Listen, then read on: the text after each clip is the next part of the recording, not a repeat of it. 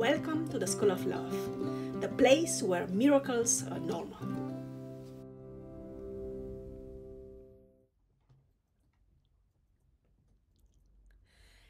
Ladies and gentlemen, hello and welcome to the School of Love, the place where we learn practical tools based on scientific research and our own experiences towards improving ourselves, living life to its fullest, and contributing to the best of our abilities to the world around us. I am Dr. Grajdian, and I'm a professor of media studies and anthropology at Hiroshima University. In my free time, I am doing my best to guide you in building up a life of contentment, joy, and fulfillment while applying lessons learned in school to overcome the difficulties, challenges, and insecurities of the real world. In today's video, I talk about what happens when life becomes difficult as part of a series titled Things I Have Learned from My Kids. I have been creating this series of videos, Things I Have Learned from My Kids, by recollecting crucial learning moments from my interactions with my children, particularly with my daughter, for reasons which are still unclear to me throughout the years. The series Things I Have Learned from My Kids includes short videos about very pragmatic approaches to quotidian challenges and sadnesses seen from the perspective of my daughter.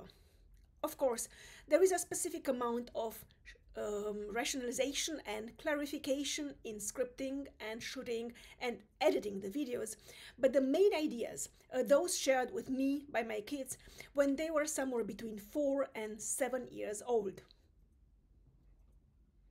But now, first things first, that is to disclaimers. The first disclaimer serves to strongly emphasize the fact that this YouTube channel, The School of Love, is not part of my educational and research activities at Hiroshima University. It is nonetheless part of my privilege, joy, and sense of duty to propagate and implement knowledge, information, as well as motivation and inspiration outside the limited framework of academic endeavors.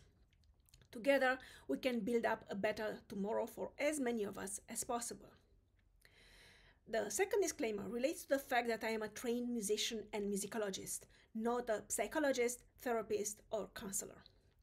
The ideas I am sharing in my videos reflect my deep-going preoccupation with life, my own life and other people's lives, and express the results of my experiences, research, and for better or for worse, my failures and my recovery from those failures. Recovery which is still ongoing. The ideas expressed in the videos on this YouTube channel, named The School of Love, cannot and may not and must not replace the consultation with specialists in whichever areas of your life you might have questions or you might struggle with. If you are new to this channel, at this moment I would like to ask you to please consider subscribing, sharing, liking, commenting. Thank you very much. This helps us not only with that mysterious algorithm which seems to dominate the YouTube galaxy, but also with contributing to the expansion of the community of humans doing their best to impact positively the world and those around them by discovering their authentic selves and living life wholeheartedly. Thanks again. And now back to today's video and its real topic, which is what happens when life becomes difficult. So, as grown-ups, at some point we become accustomed to the fact that life has its challenges, and we don't really try anymore to resist it. We just take it as it comes, one problem at a time. Hopefully, apparently, this is the healthiest solution. And sometimes when we are just overwhelmed, we try to stay afloat. Yeah, try to stay afloat without sinking, and we just. So there are ups and downs in life, and as grown-ups, we get accustomed to it. Well, I remember when my daughter was in kindergarten, and well, she had not only to change kindergartens, but she also had to change languages, and she had to come up to cope with a lot of challenges, with a lot of situations in which she didn't really know. I mean, I wouldn't have known myself how to deal with them, but for her as a little child, that must have been really, really difficult. And she shared with me that, well, when she feels that life is complicated, she just does nothing. She knows that I'm taking care of her. She knows that, well, the sun, she had observed back then that every time it turns dark, there will be a moment when it turns light again. And she said, like, no, it seems to be something which keeps on going regardless of how I feel. So, and well, she, of course, she referred to the cycles of night and day. But back then she couldn't conceptualize it. She didn't have the words, and she didn't have the knowledge, and she didn't have the experience. She told me, like, we are patient. I know you take care of me. I know you take care of us. I know you take care of everything. So when I feel distressed, I just sit and wait until whatever makes me feel distressed goes away. And sometimes, it just goes away. Sometimes you make, meaning me, her mother, you make it go away. You have a way of dealing with things which just makes them go away. But she had already noticed that, for instance, sometimes it rains. Sometimes the weather is, we don't like the weather. But regardless of how bad the weather is, the sun will come up at some point again. And we are living in Germany, in Heidelberg, and then in Frankfurt. And there the weather is, it's very rainy. So it rains a lot of times. And it's cold, and the sky is bleak, full of clouds. But she had already observed that regardless of how bad the weather is, the sun will come up again at some point, and it will stay there for a while. Again, she didn't have the knowledge of physics, that the sun is always up there in the sky, and we just don't see it because of the clouds. And then she said something like, regardless of how heavy my heart might feel, or here in my chest, I would feel so distressed, regardless of how distressed this might be. If I go with walks with my mom, so meaning with me, or if I go for bike rides, everything gets better. So this clump, this knot inside my heart or inside my chest, it just goes away if I go for walks or bike rides with my mom, or if we just go and sit by the river. So there's this beautiful river, the Neckar in Heidelberg. We just go and sit by the river, and then everything is fine. It's getting fine back again. So what she meant was that sometimes, yes, of course, there are things we have to do in order to overcome hardships, challenges, and setbacks. But there are also times when we just have to do nothing, because life comes and goes, events come and go, people come and go. And sometimes, and my experience, most of the times, when things happen and they are outside of one's control, not doing anything is probably the best solution. So the third solution for when life turns overwhelming is that she just watches some animation movies. Back then she liked very much Blackjack, so the animated version of Tezuka Osamu's manga comics, Japanese comics, and she imagined herself to be like Pinocchio. Pinocchio is the female counterpart of the female protagonist of the series, and so to say the only friend Blackjack, the main character, has.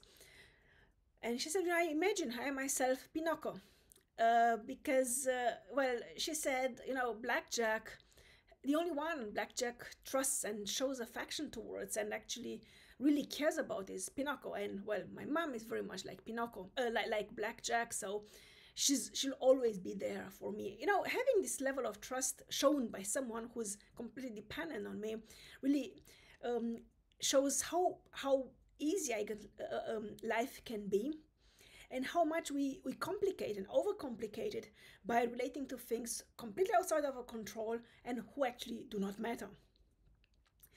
Another way of dealing with stress and distress was for my daughter, according to her own statements, was just watching my mom, me, doing things. She can do anything. Like even doing the dishes was for her a little miracle every time, because she was like, how do you do it? How, like, it's so the dishes are dirty and then they are clean.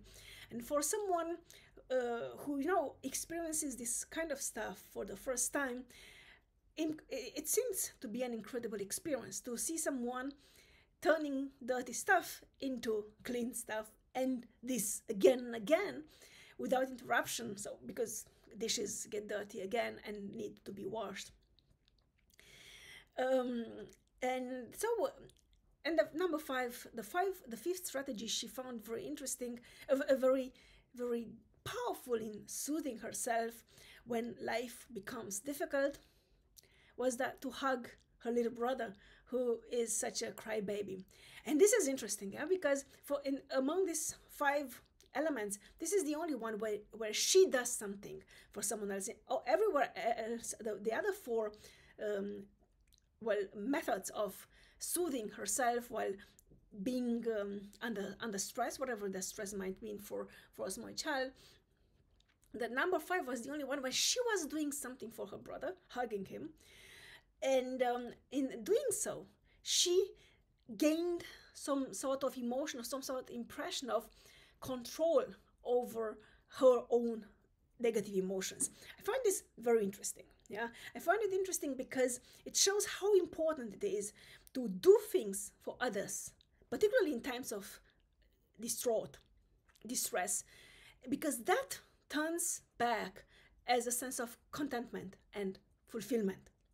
And already as a small child, she had discovered this, the power of doing things for others, and how it comes back to oneself in the form of some sort of soothing, soothing calmness, and how powerful this emotion is in overcoming the feeling of being overwhelmed. So I have shared this with you today because I think all of us need to hear once in a while that returning to our childlike state, in which apparently we had very good coping mechanisms with life's challenges, might be a solution even when we are already grown-ups. As grown-ups, we tend to overthink and overreact to life's events, and we lose sight of the fact that sometimes the best solution, the most suitable solutions, are also the ones we used to grasp when we are children, because we did it instinctively. For my part, listening back then to my daughter's strategies, so to say, of dealing with stress, of dealing with the situation in which life becomes hard, life becomes difficult, was a very good compass in regulating my own levels of distress and my own levels of panic and anxiety. And as long as she was at ease with herself, and as long as she trusted me that I can overcome anything coming my way, I had this confidence that I'll be okay. And if I am okay, she'll be okay as well.